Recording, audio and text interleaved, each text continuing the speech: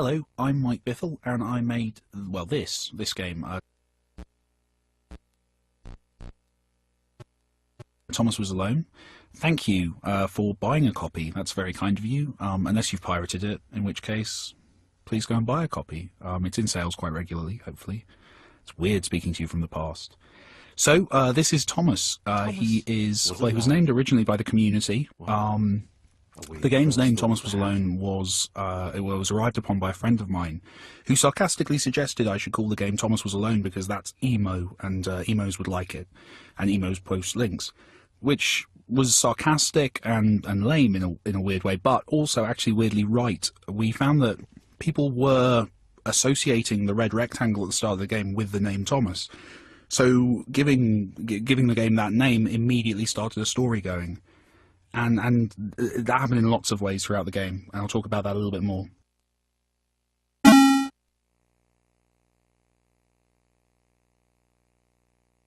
So this is step one, side-to-side movement. If you're a platforming game fan, it should not present too much of a challenge to you, but here it's really just about easing the player into the way the world works.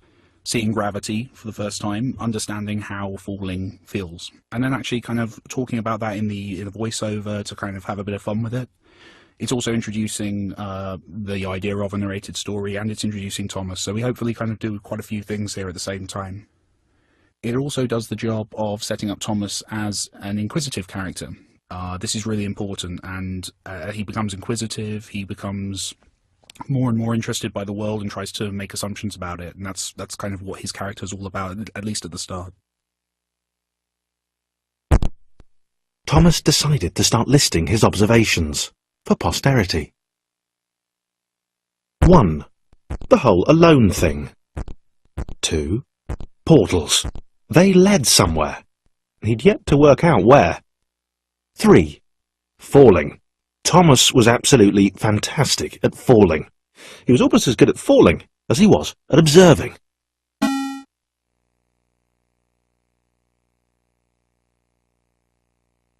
Jumping had to be right. It's kind of the main way you interact in this game, obviously.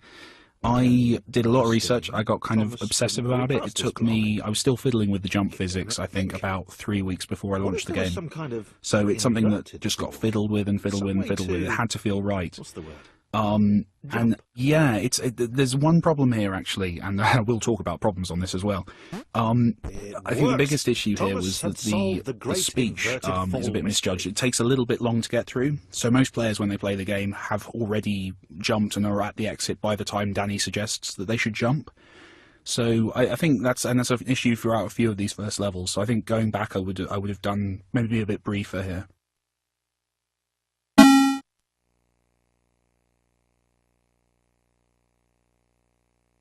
This is a challenging jump, so this is a jump where the player can fail at it. So there's a gap, but the whole point of this level is to introduce the idea of jump distance and the fact that you can fall from a jump, but hopefully in kind of a safe environment. So here you can't die, you can't lose. All you're going to do is keep doing it until you succeed. And it's kind of a little bit easier than it looks as well, so hopefully even if a player gets frustrated and just keeps clicking through it, they will actually eventually succeed. And the voiceover kind of calls attention to that in kind of a fun way as well, just to kind of reiterate that to the player.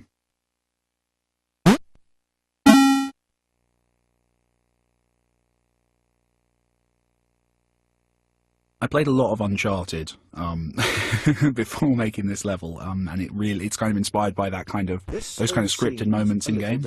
I didn't do as many in the game as I kind of expected to at the start. There's a few reasons for that, but I guess the main one was that once the player's kind of gets the mechanics in a good enough way, I didn't want to completely kind of overwhelm them with stuff that wasn't as interactive.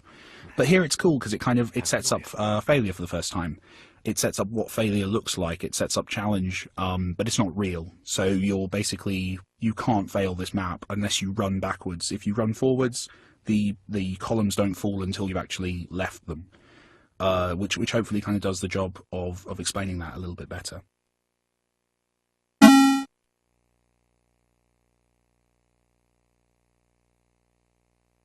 So this is a subtle one, but it's kind of important. And I know I'm talking a lot about game design introduction. This is by the way, this isn't like innovative in any way. This is Mario. This is every game you ever played.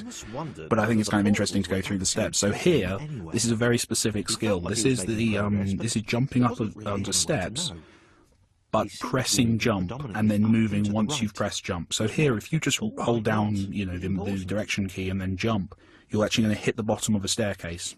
What you need to do is jump and then in midair move across. And this is just a really subtle, simple level that kind of introduces that as a concept to the player.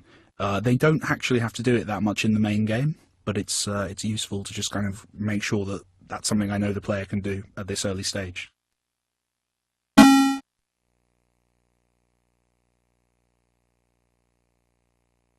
So here is the kind of, we're extrapolating on precision. It's essentially, we've done it in the previous level, we've made you do it. And here we're kind of queuing up a few of those. So if you fail at one, you can actually force yourself to go back a couple of steps in the progress. This is kind of the first time we're challenging the player, which is important, but it's important as well that it's not overwhelming. It's still very early days. I haven't yet shown you the kind of the differentiating mechanic of Thomas.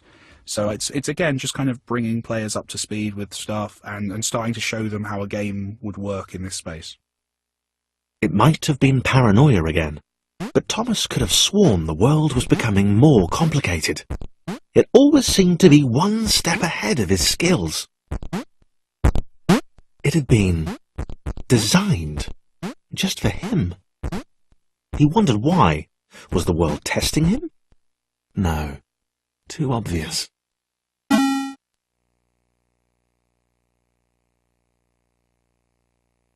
I didn't add respawning to the game until about a month before release.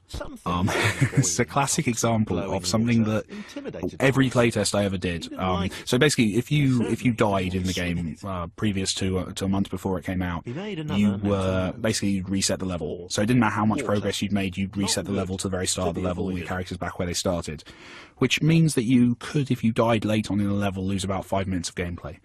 This was not good, and the playtesters told me at length in capital letters that it wasn't good in emails. But what I tried to do, what I realised was it was very hard to do, but I worked out about a month before release how to do it, and went back and added all these respawner points.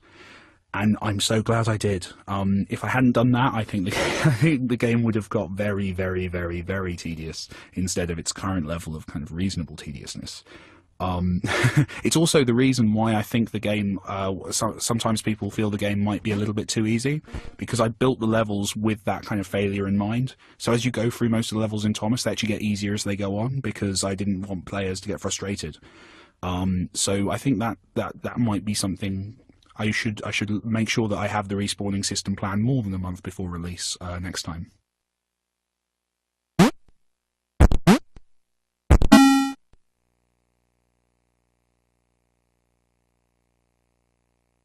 Lighting. It's a weird one, the lighting. I kind of, well, I didn't have lighting at one stage. There wasn't light. Then it was sounding a bit biblical. But as it went on, I kind of added that in. Initially, I was doing them by hand for every level. And basically, this procedural system kind of came out of, well, laziness. I didn't want to do that anymore.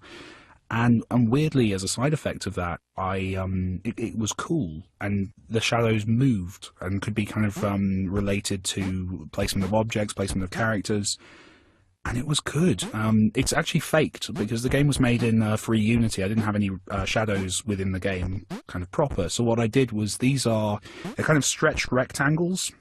So I place a corner of the rectangle at each corner which the shadow is projecting from, and then kind of stretch them off into the distance. Any coder listening to this just lost all respect for me, because that's the most wasteful way you could possibly do this. But it kind of worked, and yeah, we just went with it. And it's one of the things that people seem to like. So yeah, fortunately it's rectangles, so I can be wasteful.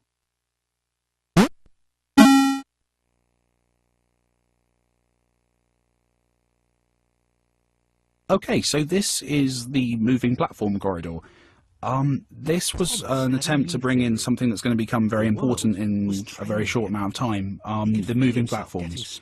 It's really hard to introduce moving platforms because moving platforms move, and that makes them challenging and makes them a kind of a complex interaction. So what the corridor here allows me to do is introduce you to the idea that sometimes the ground moves, but in a way that doesn't actually kind of impact you too much and won't cause you, hopefully, to get too stressed out. People seem to like it. It's kind of a bouncy castle level. People tend to have fun as they move through it, which is quite cool.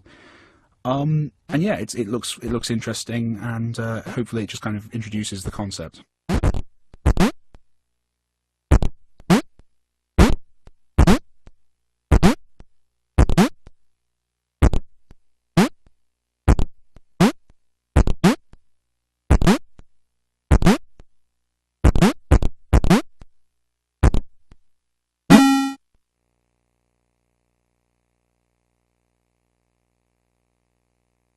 This